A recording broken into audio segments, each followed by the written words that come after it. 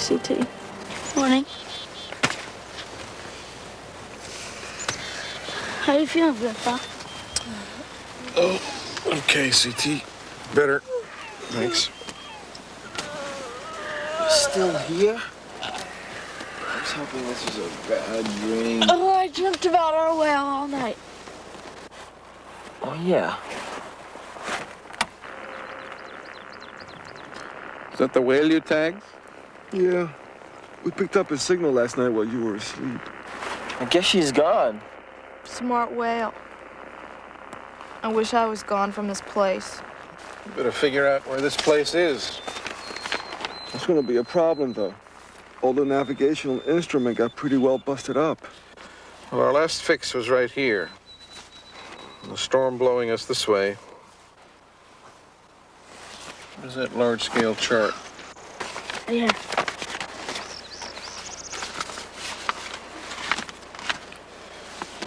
Did you draw that circle? Yeah, I think that's where we are. Let's take a look. See that small island off to the right? So one you think is this one? Yeah. And that one's that one, over there behind those trees. And this circle spot's where you think we are. Yeah, right there in that cove. Seal Island looks like it. Nice work. Thanks.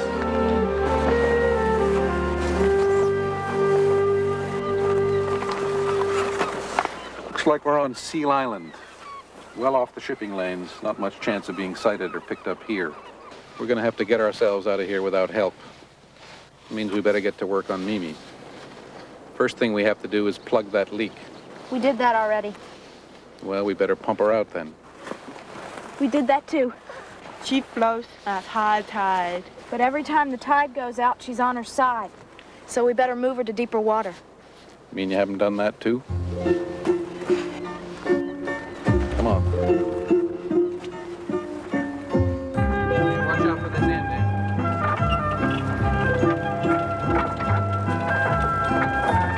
Okay, starting in and in. Keep it coming. Slack it off slowly. Get that right out. Keep her going. How come we can't sail her without the bowsprit? You can't control her without a jib. It'd be too dangerous. And there's no chance we can get the engine started? Afraid the flooding took care of that.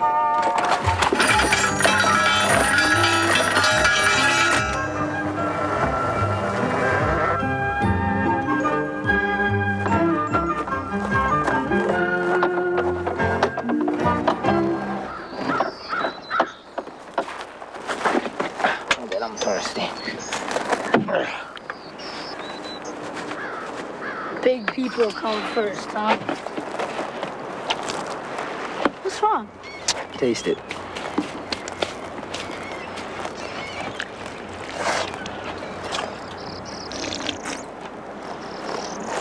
Ugh, salty. Right. Think we got a problem.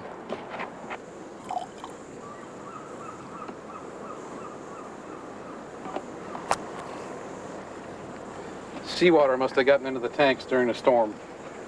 It's too salty to drink. Anybody find any water yesterday? Nothing. Nope, nothing.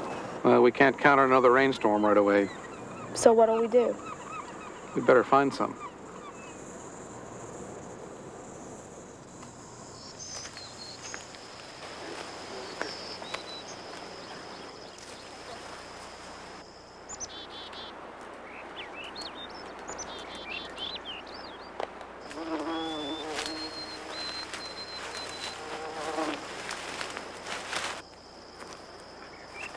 Well, you know that caulking job you did on Mimi?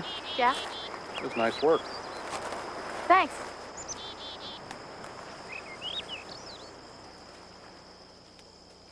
Hey, you really know your way around these woods. Yeah, well, spend a lot of time in the woods back home. This place gives me the creeps. You're kidding. No, I'm not kidding. You don't know what could be in here. Mountain lions. Wildcats, maybe.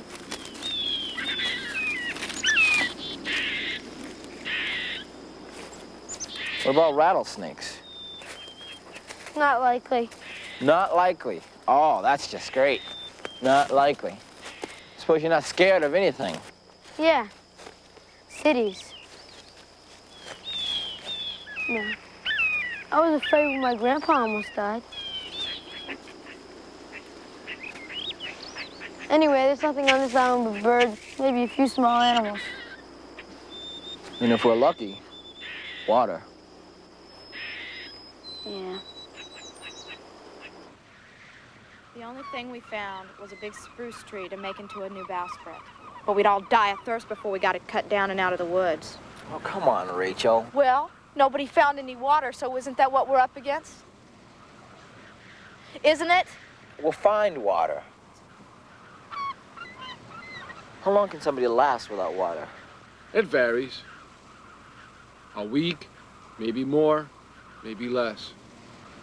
You lose a pint a day just sweating and breathing. CT, what are you doing? Just getting a drink. Not seawater. I thought maybe I could get used to the taste. Doesn't have anything to do with taste. The salt will dry you out. Don't anybody try that. You'll die of dehydration. Well, if it doesn't rain, that's what's going to happen to us anyway. Rain. If we could build a still, we could use all the salt water. What's a still? It's the thing you use to purify water. You heat the water until it turns into vapor, and that leaves the salt behind. And then you cool the water vapor down until it turns back into water.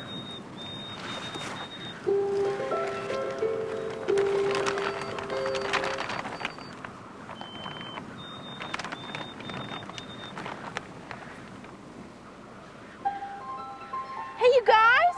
Come look at this!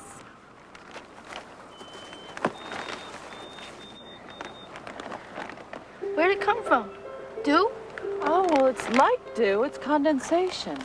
That's it. We can use the sun to heat the clean water. Of course, a solar still. All right.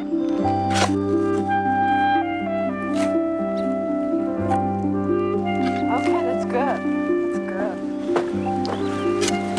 Now, we'll put the salt water in here. In the sand? Okay, fine. We're gonna spread plastic over it.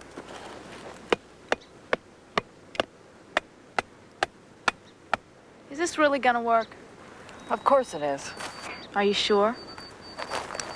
No.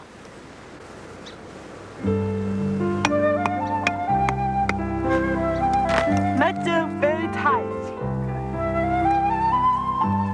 Is that good? I got the rocks. Oh, I got the bag. What are we gonna do with them? I don't know. Ask Sally Ruth.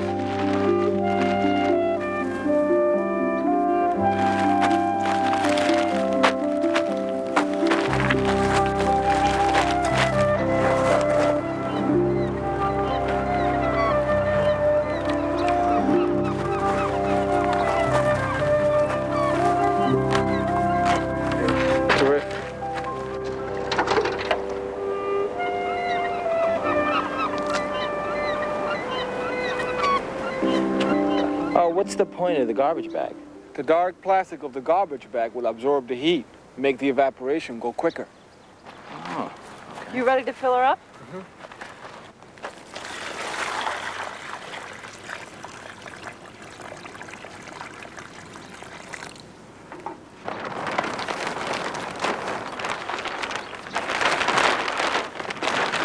The energy of the sunlight will go through the plastic and heat the water, and the warm water will evaporate. But not the salt, right? Right, just the water. When the water vapor rises and hits the plastic, it'll cool enough to turn back to water. The drops will fall down the sides and we'll collect it there. In the pan. If it works. Well, let's hope it will.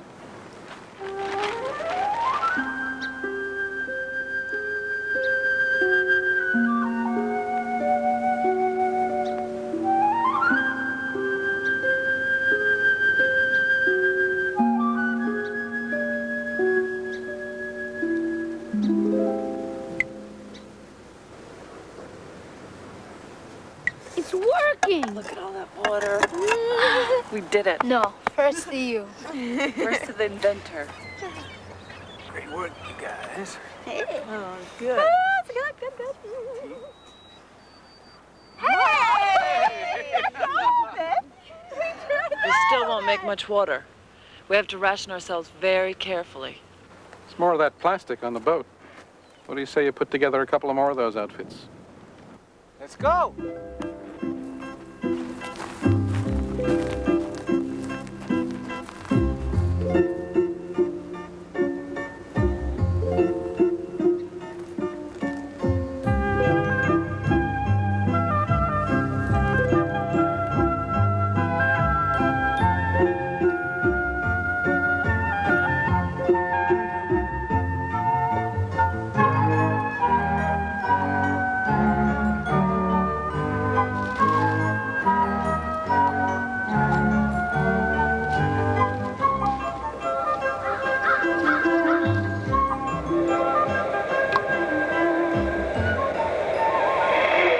Hey, you guys, come here. Hey, Art just got something on the radio. Pon, pon, pon, pon, pon, pon. Hello, all stations. This is United States Coast Guard Communication Station, Boston. Quote, Maine, Gulf of Maine.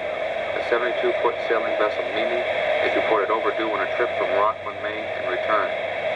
Vessel Mimi is a 72-foot catch-rig sailing vessel, red hull, 7 persons in crew.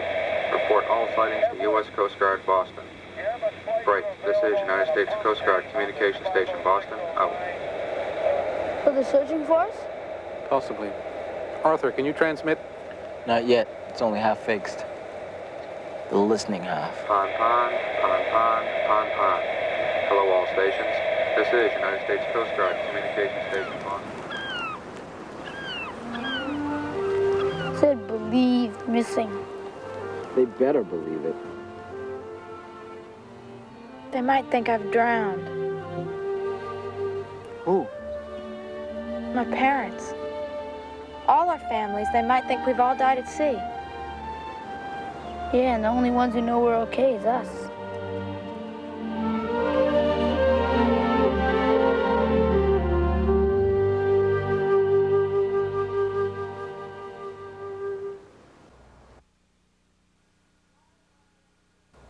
Water, water everywhere, but not a drop to drink. Hi, I'm Ben Affleck, and those are lines from a poem called Rhyme of the Ancient Mariner. They pretty well describe the situation of the Mimi crew on that island, and they could also describe the situation for this town.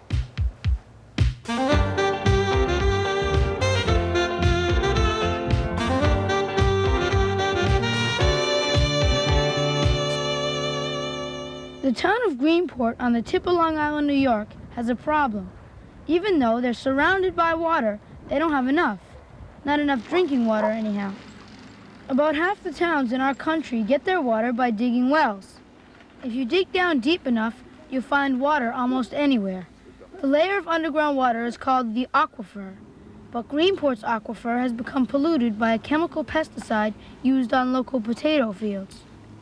Also, when the population increases in the summer, so much water is taken from the aquifer that the salt water from the sea begins to seep in. Many people in the town have begun to buy their drinking water. It's a serious problem. Dr. Ted Taylor may have a solution. He's a physicist who once spent his time designing atom bombs. Now he works on more constructive projects, like using what he knows about the physical properties of water to help a town in trouble. Well, we know that Greenport needs more fresh water, and there is a potential huge source of water right here, and that is offshore. We've got Long Island Sound, and we've got the Atlantic Ocean on the other side. You know, one way that was been used for a long time to get seawater turned into fresh water, and that is to use the fact that when the vapor comes off, the vapor is pure water. If it's condensed on something like that that's cold, Oh, that's neat. that condensed water is distilled water and is pure. But there's another way that uses a change in the physical form of water to purify it, and that is to freeze it, at least partly, into a sort of a sherbet-like material, and then let it drain. I believe that Ted must know what he was talking about, but I still didn't understand how freezing water could purify it. He explained that when water freezes, its molecules bond together in crystals, and, as he put it, they're very fussy about letting other kinds of molecules in. When the temperature gets low enough, they lock together these molecules that form a crystal. But it's a very special pattern of crystal into which almost nothing else fits. So that when the crystals come together, everything else will be pushed out. Everything else is pushed out. Now, we can do all this right here in this kitchen. Ted mixed up a quart of water with about the same concentration of salt as seawater. He also added some food coloring to prove that his method would get rid of practically anything in the water. When you freeze water, it pushes everything out except water, water molecules, food coloring, pesticides, salt. But a popsicle is just frozen sugar water, isn't it? And it has coloring in it. Well, if you hold a red popsicle in a room like this, it's warm, and watch it melt. Most people don't do this, they eat the popsicle. If you watch it melt, when it's melted down about halfway, you'll see on top there's some white crystals, and those white crystals are pure water in a popsicle. In a frozen popsicle, the coloring is pushed out of the crystals, but because all the water is frozen, it's trapped between the crystals and doesn't have any place to go. As some of the ice crystals melt, the coloring is released and can drain out. A couple of hours later, the salt water was red slush. Since most of the water was frozen, the salt and food coloring were still trapped between the ice crystals. Ted spooned it into a strainer, and we left it to drain for a while. The change was amazing. The drained water was dark red and very salty, and I tasted the ice crystals on top. It doesn't taste like much, but it doesn't taste like salt. No, the salt's pretty well drained down, and at this scale, we know it works. The question now is, will it work on a scale big enough to really begin to solve Greenport's water problem? That means not a few inches, but 10, 20, 30, 40 feet. The next step from the kitchen experiment was a large-scale model. That's the real test. Ted's experiment is a couple hundred yards from Long Island Sound. It's a 3-foot deep pit, 70 feet square. His idea is simple, but not as simple as I thought. He doesn't just fill the pit with water and wait for it to freeze. He shoots the water into the air with fire hoses first.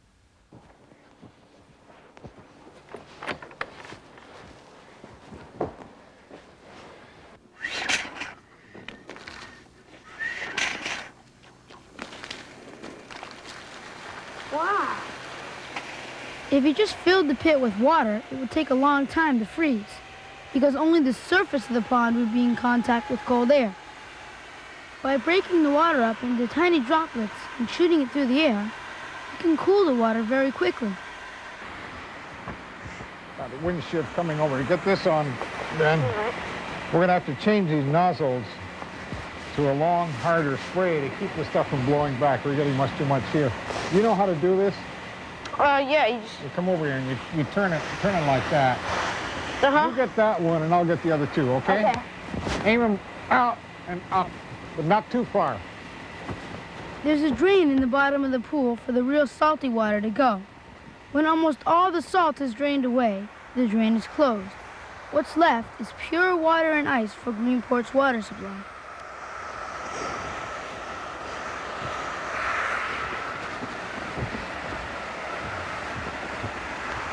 Okay, let's get on this side. It's hard to do. Turn over. The water comes out of the fire nozzle at around 36 degrees Fahrenheit and cools to the air temperature by the time it lands.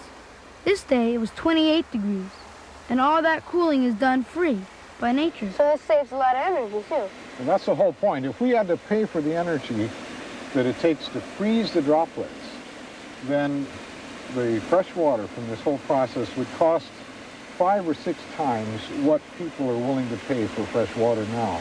The energy cost of doing this is very low because we're using nature to do the cooling. We expect to be able to build up a pile about 30 feet high, Wow. 70 feet across, real mountain of ice made from seawater here.